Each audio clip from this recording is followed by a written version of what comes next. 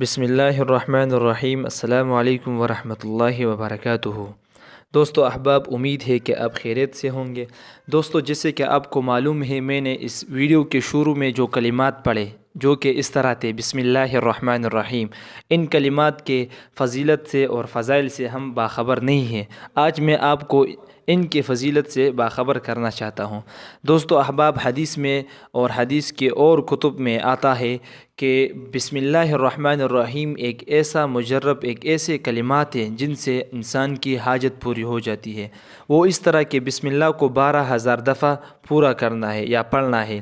وہ اس طرح کہ جب 1,000 ہو جائے تو 2 رکعت کی نفل آپ نماز پڑھیں، پھر اس کے بعد اپنی دعا مانگو، پھر 1000 پھر پڑھو، اس کے بعد پھر 2 رکعت نفل پڑھے، پھر دعا مانگو، پھر 2 رکعت۔ اسی طرح ان بسم اللہ کی کلمات کو 12,000 مرتبہ پورے کرنے ہیں 12 رکعت نفل میں۔ انشاءاللہ آپ کی حاجت جلد ہی جلد پوری ہو جائے گی۔